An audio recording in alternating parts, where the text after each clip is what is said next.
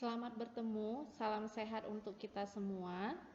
Kali ini kita bertemu di presentasi ini untuk membahas tentang anamnesis dalam pemeriksaan kehamilan. Yang mana tindakan anamnesis ini sangat dibutuhkan sebagai langkah awal kita untuk mengumpulkan data terhadap klien kita, yaitu ibu hamil. Nah, untuk itu kita perlu mempelajari dan memahami lebih rinci lagi bagaimana kita melakukan anamnesis dalam pemeriksaan kehamilan. Sehingga data-data yang kita kumpulkan nanti dapat kita gunakan menjadi dasar untuk penegakan diagnosa kehamilan dan pemberian asuhan kepada ibu hamil. Untuk dapat melakukan anamnese dengan baik, ada baiknya kita memahami dulu apa definisi dari anamnese. Jadi ada pepatah yang mengatakan tak kenal maka tak sayang. Jadi kita perlu mengenal baru kita bisa memahami. Anamnese, definisinya itu apa? Baik, di sini saya akan menjelaskan definisi dari anamnese.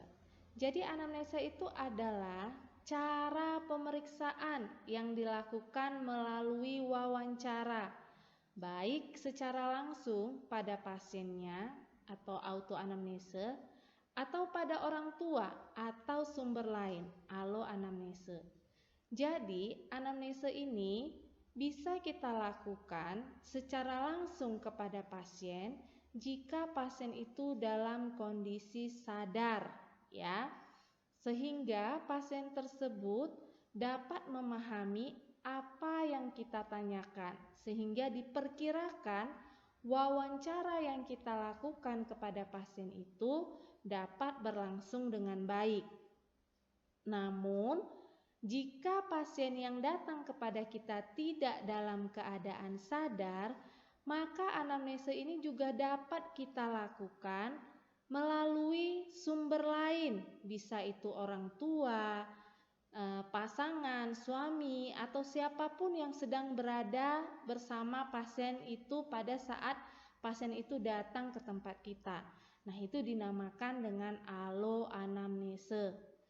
Atau bisa juga wawancara yang kita lakukan itu kita tetap lakukan kepada pendamping pasien pada saat pasien datang ke kita. Jika pasien tersebut mengalami kendala seputar misalnya gangguan pendengaran atau gangguan bahasa, sehingga wawancara yang kita lakukan kepada pasien itu diperkirakan tidak dapat berlangsung dengan baik. Secara spesifik, anamnese pada kehamilan itu adalah pengkajian data subjektif yang dilakukan oleh bidan dengan ibu hamil. Pengkajian ini dilakukan untuk menggali data subjektif yang berkaitan dengan keadaan kesehatan ibu juga janinnya. Jadi anamnese itu bisa dikerjakan kepada siapapun, tetapi khususnya anamnese pada kehamilan itu dilakukan oleh bidan terhadap ibu hamil. Nah, ada beberapa data yang harus diambil oleh ibu bidan melalui ibu hamil dengan mengajukan beberapa pertanyaan. Ya, pertanyaan-pertanyaan tersebut kita kenal dengan nama pengkajian, ya. Dan pengkajian data subjektif ini itu erat kaitannya terhadap kesehatan ibu hamil juga kesehatan janinnya. Ada beberapa item, ada beberapa hal nanti yang akan kita bahas tentang pengkajian data subjektif. Adapun tujuan kita melakukan anamnesa kehamilan yaitu untuk mendeteksi komplikasi-komplikasi atau menyiapkan persalinan dengan cara mempelajari keadaan kehamilan saat ini dan persalinan terdahulu serta kesehatan umum sebagai persiapan menghadapi persalinan. Diharapkan dengan anamnesa yang baik dari seorang bidan yang rinci, yang sistematis, maka akan dapat disimpulkan, akan dapat dideteksi apakah ibu hamil ini mengalami resiko terhadap komplikasi-komplikasi selama kehamilan maupun persalinan. Dari data subjektif yang dikumpulkan oleh bidan, bidan juga dapat melihat melalui data tersebut apa saja yang harus disiapkan menjelang persalinan ibu hamil ini. Kemudian dari data subjektif yang kita kumpulkan, kita bisa juga mempelajari keadaan kehamilan dan persalinan pasien kita ini yang terdahulu. Bagaimana kesehatan umumnya dan bagaimana juga kesiapannya menghadapi persalinan. Nah, mengingat tujuan dari anamnesis ini sangat penting, maka sebaiknya bidan mampu melakukan anamnese sesuai dengan yang sudah disepakati, sesuai dengan standar operasional prosedur dan dilakukan secara sistematis dengan pendekatan yang baik. Mengingat tujuan anamnesa yang sudah kita sebutkan tadi, itu adalah sangat penting untuk mencapai tujuan tersebut, maka diperlukan teknik pelaksanaan anamnesa kehamilan yang juga baik. Sehingga dalam pelaksanaan anamnesa dapat dikumpulkan data subjektif yang benar dan akurat sehingga tujuan dari anamnesa dapat dicapai. Berikut saya sampaikan beberapa langkah dalam pelaksanaan anamnesa. Yang pertama adalah membuka pembicaraan dengan ramah. Ya, kita sepakat bahwa siapapun individunya, ya, manusia sangat menyukai keramahan. Mau itu usianya muda, tua, anak-anak, dewasa, manusia pada dasarnya menyukai keramahan.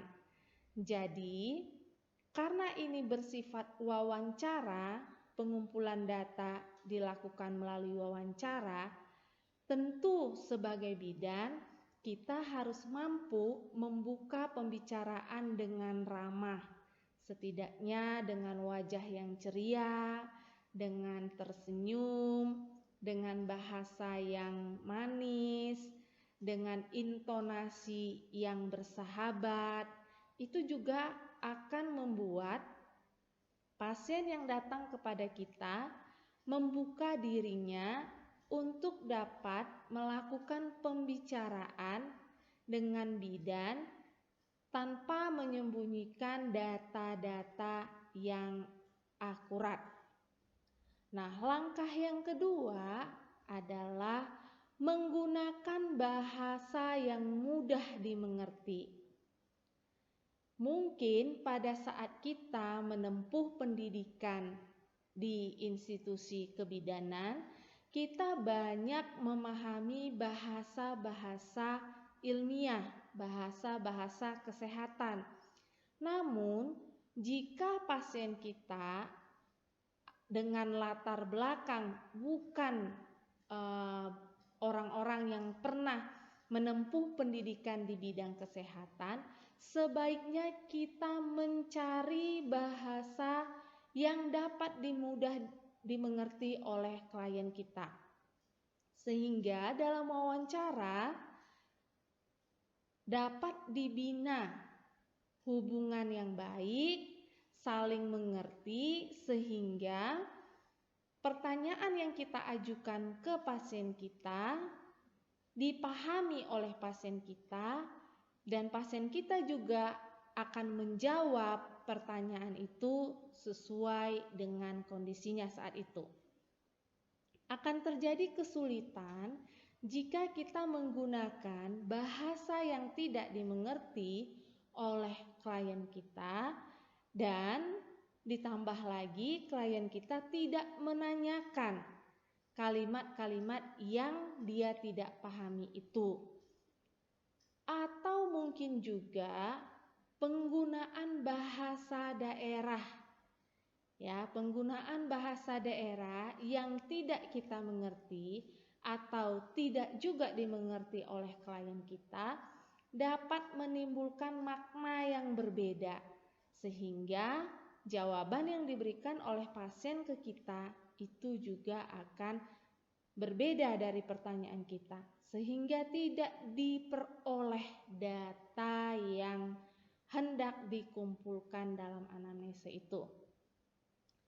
Yang ketiga, sebaiknya kita dalam memberikan pertanyaan, ya karena tadi pelaksanaan anamnesa ini adalah wawancara, artinya ada pertanyaan, ada jawaban, ya kan?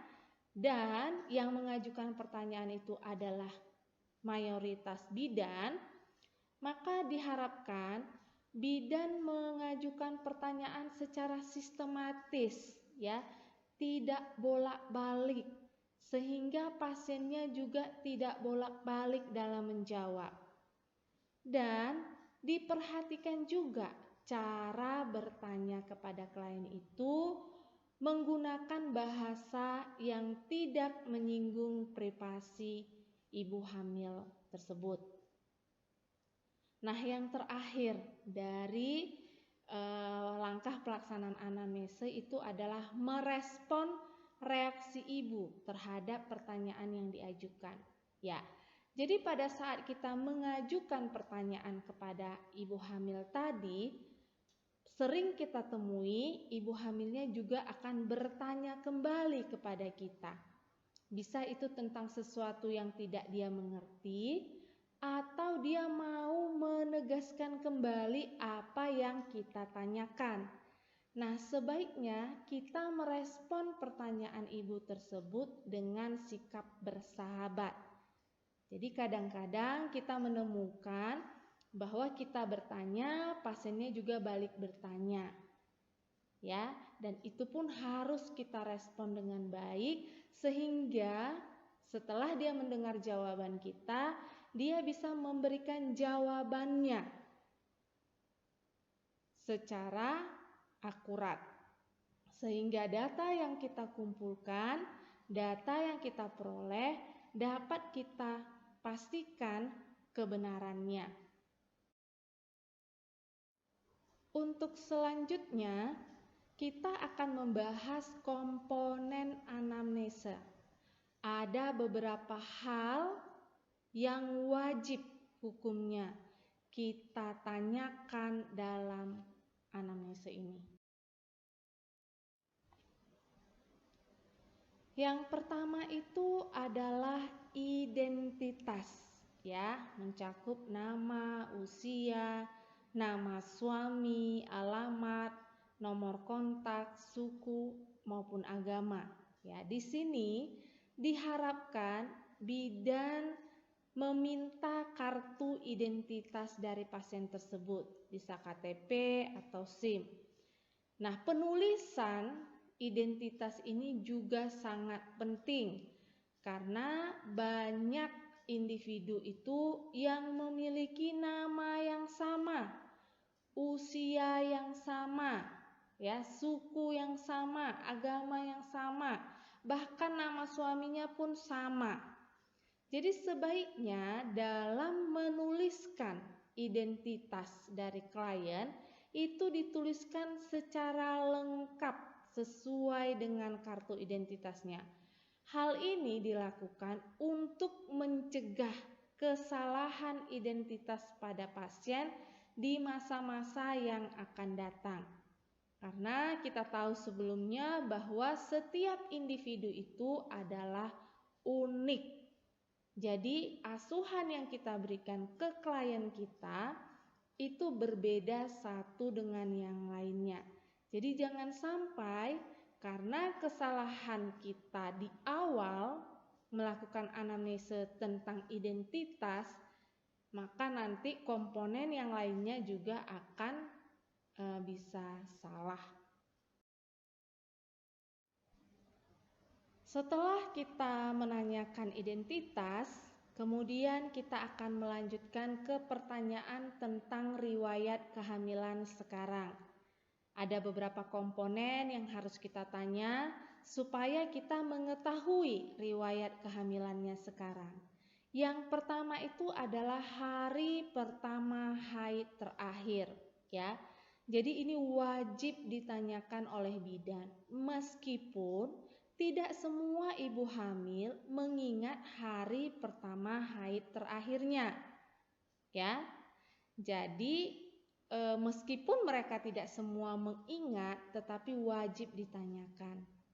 Dan jika pasiennya tidak mengingat, tidak perlu dipaksakan untuk mengingat-ingat, karena itu akan membuat kesalahan, ya, membuat kesalahan di masa yang akan datang. Jadi kalau misalnya kita bertanya, Ibu, haidnya terakhir di bulan berapa? Kemudian misalnya dijawab oleh ibunya di bulan A misalnya. Lalu kita tanyakan, di bulan A itu tanggal berapa hari pertamanya? Lalu dijawabnya tanggal sekian begitu. Nah, itulah yang bisa kita ambil menjadi hari pertama haid terakhir. Oke. Kemudian yang perlu kita tanyakan lagi di sini adalah siklus haid. Nah, kebanyakan ibu hamil tidak paham tentang siklus haid kecuali dia pernah mendapatkan pelajaran tentang siklus haid. Nah, jadi pertanyaan ini kita ubah dengan cara, Ibu, apakah setiap bulan Ibu rutin mendapatkan haid? Oke, lalu kamu tanyakan tanggalnya bagaimana, Bu? Apakah tanggal yang sama setiap bulannya, ataukah maju tanggalnya atau mundur tanggalnya? Bisa dicontohkan. Misalnya, kalau bulan ini Ibu haid di tanggal 20, bulan depan Ibu haidnya di tanggal 18 atau di tanggal 22. Tanggalnya maju atau mundur. Nah, nanti dari jawaban Ibu tersebut baru kamu sendiri, bidan sendiri yang menghitung siklus haidnya. Ya. Kemudian tafsiran waktu persalinan. Nah, ini juga tidak semua ibu hamil mengetahui kapan tafsiran waktu persalinannya. Tetapi bidan harus mampu menghitung tafsiran waktu persalinannya dari hari pertama haid terakhir dengan menggunakan rumus, ya. Lalu yang kita tanyakan lagi adalah keluhan-keluhannya seperti apakah pernah mengalami perdarahan pervaginam atau keluar darah dari kemaluan, apakah ibu itu mengalami keputihan yang berbau, ya, karena kalau misalnya keputihannya tidak berbau dan tidak gatal itu masih dianggap normal. Lalu bagaimana dengan kondisi ibu mual dan muntah? Apakah ibunya mengalami? Jika mengalami ditanyakan mualnya kapan waktunya, muntahnya berapa kali. Lalu masalah-masalah lain, ya, ini cara bertanya, apakah ada hal-hal lain yang ibu rasakan pada kehamilan ini? di luar yang kamu tanyakan tadi ya, perdarahan, keputihan, mual muntah. Kemudian kita juga perlu menanyakan kepada ibu, apakah ibu hamil tersebut pada saat hamil ini ada mengkonsumsi obat tertentu, ya, bisa obat-obatan terlarang misalnya, atau bisa juga obat-obatan yang lain, misalnya obat-obat asma yang dia konsumsi dengan rutin, obat hipertensi, obat diabetes, atau obat apapun. Kemudian kebiasaan mengkonsumsi jamu-jamuan, ya, perlu kita tanyakan kepada ibu hamil tadi. Selanjutnya, kita akan menanyakan tentang riwayat kontrasepsi. Riwayat kontrasepsi ini wajib ditanyakan pada semua ibu hamil, meskipun ibu itu mengalami hamil yang pertama, karena bukanlah hal yang tidak mungkin kalau ibu hamil pertama juga pernah menggunakan kontrasepsi. Kita tanya jenisnya apa, kemudian berapa lama digunakan kontrasepsinya, dan apakah mengalami efek samping pada saat menggunakan kontrasepsi tersebut. Riwayat obstetri yang lalu juga menjadi hal yang penting untuk kita tanyakan. Adapun hal-hal yang berkaitan dengan riwayat obstetri yang lalu itu terkait dengan jumlah kehamilan. Ya, ini sudah hamil yang keberapa, kemudian jumlah persalinan, karena belum tentu hamilnya 2 kali, persalinannya 2 kali, bisa juga persalinannya 1 kali, ya kan? Karena mungkin ada keguguran atau aborsi. Kemudian cara persalinannya, apakah secara spontan atau seksiosesaria, ya. Kemudian jumlah persalinan yang aterem atau prematur, ya. Apakah cukup bulan atau kurang bulan atau mungkin lewat bulan persalinan yang sebelumnya. Kemudian jumlah anak yang hidup, ya, belum tentu juga misalnya ibunya bersalin 2 kali, anak yang hidup juga 2. Jadi perlu ditanyakan berapa anaknya sekarang, Bu, berapa berat badan lahir saat dia lahir, apa jenis kelamin anaknya. Kemudian perdarahan pada kehamilan, persalinan, dan nifas yang sebelumnya, ya. Kemudian riwayat hipertensi, riwayat kehamilan sungsang, riwayat kehamilan ganda atau kembar, riwayat IUFD atau kematian janin dalam kandungan, riwayat IUGR atau terlambat pertumbuhan janin, kemudian riwayat berat bayi kurang dari 2,5 kg atau lebih dari 4 kg. Kemudian masalah-masalah lain selama kehamilan, persalinan, dan nifas yang terdahulu. Dan yang terakhir adalah durasi menyusui eksklusif. Itu semua kita tanyakan sebagai riwayat obstetri yang lalu. Selain riwayat obstetri yang lalu, kita juga perlu menanyakan tentang riwayat medis. Riwayat medis ini seperti penyakit jantung, hipertensi, diabetes mellitus, hepatitis, HIV atau IMS, penyakit ginjal kronik, malaria, epilepsi, TBC asma, talasemia dan gangguan hematologi, kemudian alergi obat atau makanan, lalu obat-obatan yang rutin dikonsumsi. Kemudian perlu juga kita tanyakan riwayat penyakit kejiwaan, riwayat operasi, riwayat transfusi darah, riwayat kecelakaan atau trauma, riwayat penyakit keluarga, ini bisa diabetes mellitus, hipertensi, kehamilan ganda, kemudian kelainan kongenital, ya. Dan status imunisasi serta golongan darah. Riwayat medis ini ditanyakan secara rutin dan sistematis. Selain riwayat obstetri dan riwayat medis, kita juga perlu melakukan anamnese terkait riwayat sosial ekonomi. Karena bagaimanapun faktor sosial ekonomi memiliki dampak terhadap kehamilan ibu saat ini. Apa saja yang termasuk riwayat sosial ekonomi yang harus kita tanyakan?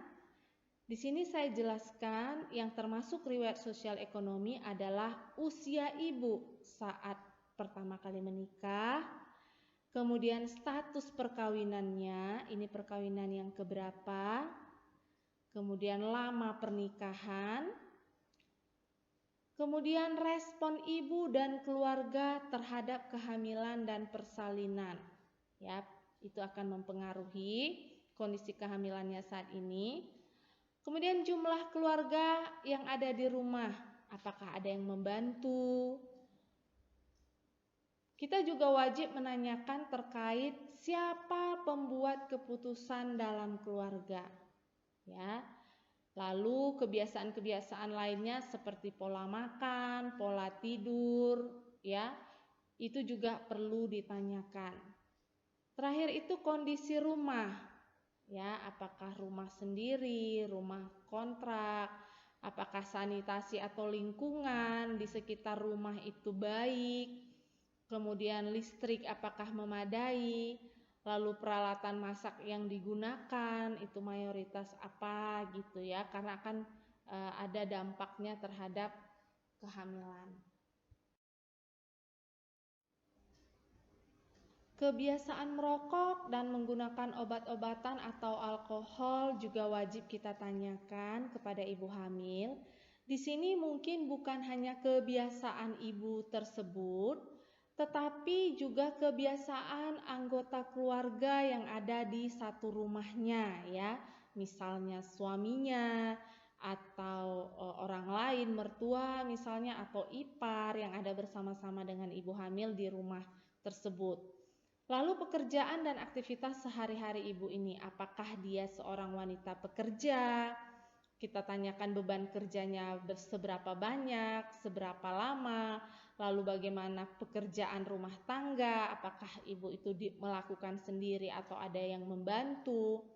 Kemudian pekerjaan suami, ya karena itu sangat mendukung nanti dengan hal-hal lain yang akan bisa berkaitan dengan kehamilan. Lalu pendidikan ibu itu sampai di mana, penghasilannya kira-kira berapa, kehidupan seksual dan riwayat seksual pasangan juga perlu kita tanyakan sebagai data yang akan membantu kita nanti jika kita menemukan hal-hal yang bisa berkaitan dengan kehamilan ibu tersebut. Lalu kekerasan dalam rumah tangga itu juga perlu kita kaji secara pelan-pelan ya, supaya kita bisa menemukan lebih dini apakah ibu hamil tersebut mengalami kekerasan dalam rumah tangga. Jadi kekerasan ini tidak hanya dalam bentuk fisik, tetapi juga emosional ya, yang apakah mengganggu nantinya terhadap kehamilan ibu ini. Nah, di awal juga kita perlu menanyakan apakah ibu hamil tersebut sudah memiliki pilihan untuk tempat melahirkan, penolong persalinan, bahkan sampai pilihan pemberian makanan bayi, apakah ASI atau susu formula, begitu ya. Nah, di mana data-data yang tadi kita tanyakan, kita kumpulkan, kita catat, itu semua akan berguna, ya, akan berguna untuk kita dapat menentukan asuhan yang akan kita berikan kepada ibu hamil tersebut. Oke, saya rasa penjelasan saya sudah cukup panjang untuk anamnesa kehamilan. Saya harapkan teman-teman yang mendengarkan bisa memahami tentang pelaksanaan anamnesa dalam kehamilan, sehingga waktu melaksanakan anamnesa kehamilan teman-teman sudah merasa terpandu dan teman-teman sudah dapat memahami bagaimana pelaksanaannya, dan saya harapkan pelaksanaan anamnese pada kehamilan yang teman-teman lakukan pada ibu hamil dapat mencapai tujuan kita, yaitu mampu mendeteksi komplikasi pada kehamilan dan mempersiapkan kehamilan berjalan dengan sehat dan merencanakan persalinan yang aman dan bersih. Terima kasih untuk perhatian teman-teman. Kita ketemu di presentasi yang lain. Salam sehat selalu.